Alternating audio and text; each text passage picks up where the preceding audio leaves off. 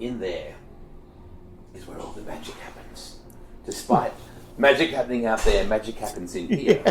Magic. Kaleb, do you go by the voice of the Skagit Speedway? Do you have a business card? I try not to. Some guy apparently said VOSS, standing for VOSS. Kaleb, it's stuck in a couple of places, but nah, I'm just a super lucky guy who's got a great job. And you are a super lucky second generation guy. Yeah. Well, we said that last night, right? Racetrack announcers aren't found; they're bred. Mm-hmm. So you go through years and years of meticulous getting rid of all the bad habits and all the unwanted characteristics, and poof! Here comes a racetrack announcer in June of 1983. So you were, 12 years old or something like that? How much did your dad say you were? So Dad got me into it. Dad was... And so back in the day here stateside, where you found racetrack announcers was radio stations. You went down to the local radio station and you found, an FM disc jockey who, hey, this is Reggie Fox on Oak Harbor's KTFW, and said, hey, Reggie Fox, you want to come out and talk about the circle track action? And so that's what happened to my dad in the mid-'80s, like 85, 86 or so. Little 3-year-old Caleb's a tyke back then. And he got started with a job over at Wenatchee Valley Super Oval. It's about 3 hours from here. It was Wenatchee Valley Raceway back then.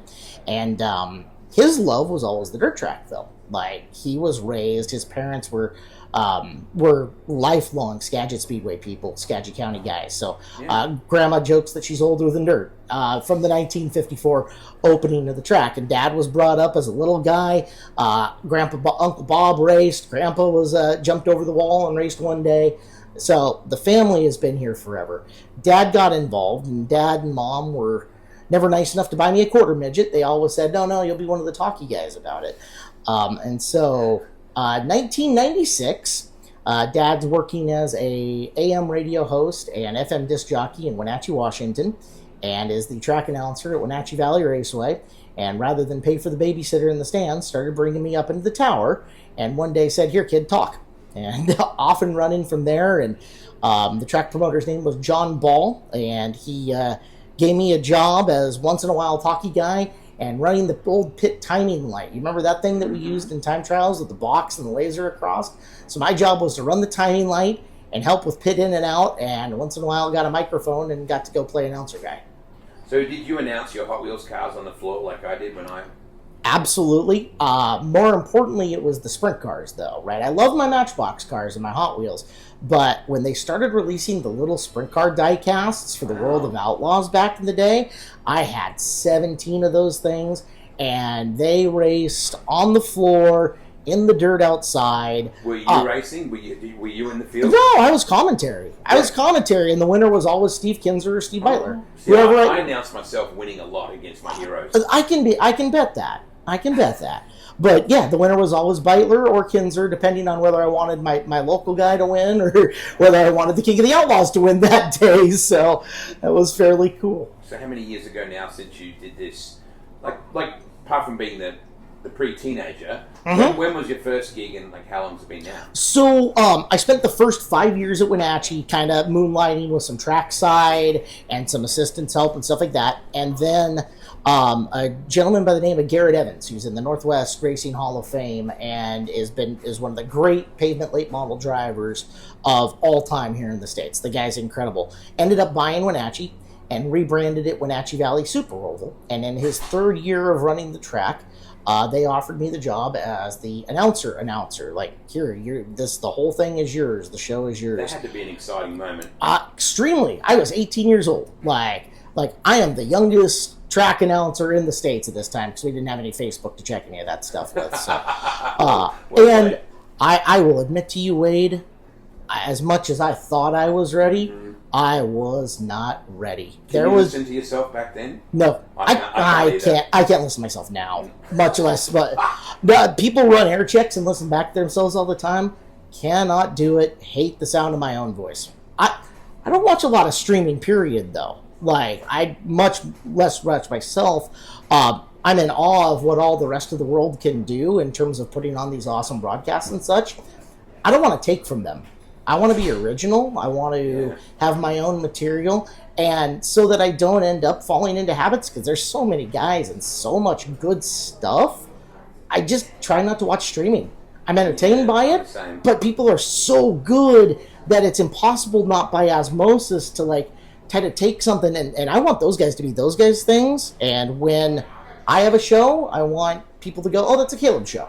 So you seem like it seems like announcers, and I count myself as one of them. Yep. Are actually quite introverted, and you would immediately think, oh no, they love hearing the sound of their own voice, they love talking. But when I go, and you were like this last night, we're down at the railway, really cool pub, but you're quite off to yourself, like you don't wander around chatting to everybody. You like to be in your own space. So I get a bit talky out. Do you relate to that? Like you want to just have your own space? I am naturally incredibly shy. Like the racetrack announcing is an exercise in getting me to step away from my comfort zone and do something different and grow. So yeah, I spend a lot of time alone. I spend a lot of time in quiet. I don't spend a lot of time, like, I'm that weird guy who doesn't listen to music in the car. I'll try out, I will go up and down the road either in silence or sometimes with a ball game on or something like that. Very solitary, very individual lifestyle. I have a very small, tight group of friends that probably don't hear from me as much as they would like to. But yeah, I'm a little more on the introverted, shy end for sure. So where does your fascination or your very deep understanding of Australia come from? Because your knowledge of my country and racing is phenomenal, mate. You've never been there. It was business to begin with. I was the lead sales guy over at Triple X Race Components. I was there until 2019, and a huge portion of the business came from Australia. Correct. Very, very strong ties out there. And as I got to meet and know the people, and especially, because your busy time is our downtime here, I had a lot of bandwidth to just research and find out. And God, I love Australia. I love Australia. I want to go like the second I can. But I've developed some really good friendships down there, and part of being a good business person is learning the people. And that's just all that was. I love it. I love all things Australia. I can't wait to go eventually. So one of these years. This is an incredibly well-presented and deeply thought-out complex. Skagit has... I've only ever saw it on PlayStation back in the day. Sure. All I thought was, gee, it's narrow. Right? The cars were a little oversized in the rendering, but, it's bigger than it looks, and yet it's tight, right? I've been out on it. I've raced it. It was one of the smart things but dumb things that I did is I built a race car midgets, once. Right? Yeah, I built one of the Focus midgets that we're going to see here tonight as a sport division, and in a midget it felt like a super speedway, but I can see expand that wheelbase, expand that length and that track profile. That room gets taken up really, really quickly. So it's tight, but it's fun, and I think from what you saw back in the day to what it is now, it's elite. It's premier. All the little itty-bitty details are looked after and taken care of and are up to the extremely high standards of Kevin Rudine and his management group.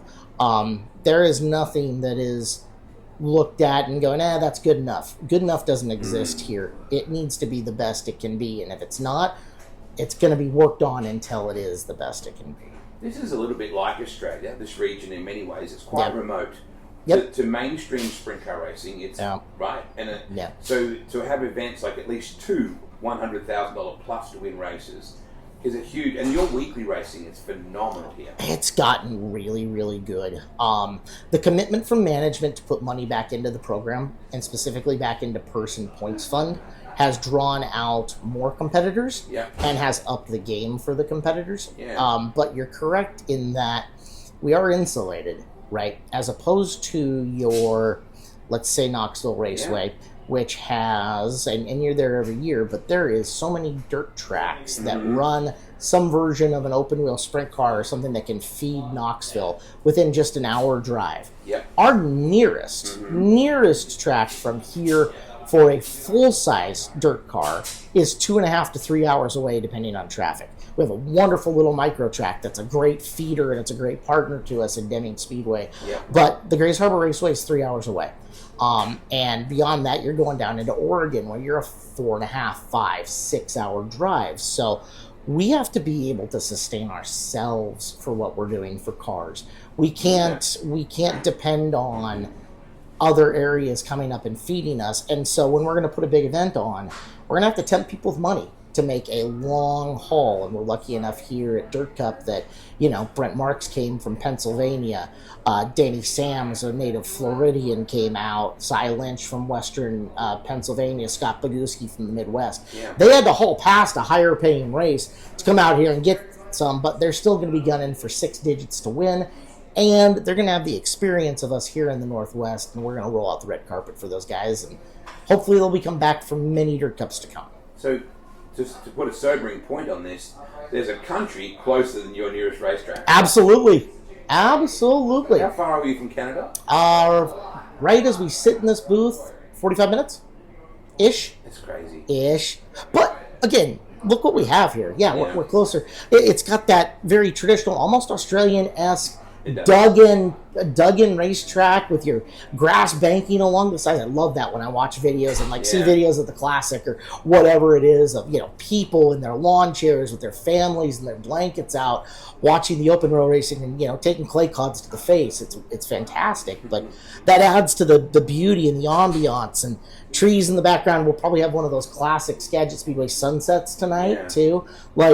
As far as a striking visual goes, outside of maybe Calistoga, this is about as picturesque as you're going to get. It's not until we put a racer in the booth with us that I think they truly understand the challenge of the announcer life. A little bit. So Justin Youngquist has been doing a great job. JY and also Tanner Holmes, the last couple of days doing the golf thing, they're very, very proficient, very well-spoken, very articulate.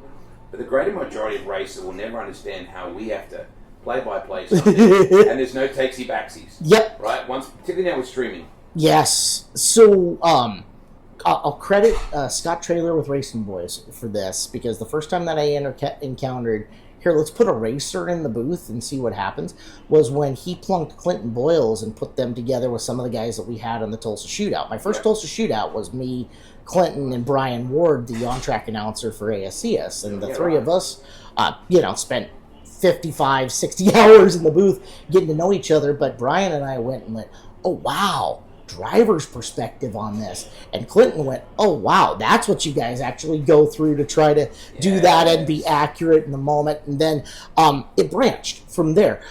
Johnny Gibson brought Dominic Selzy in for a couple of nights, and now it's almost becoming in vogue. Yeah. But it's a really valuable thing for those drivers to go, oh, here's what a play-by-play is going through.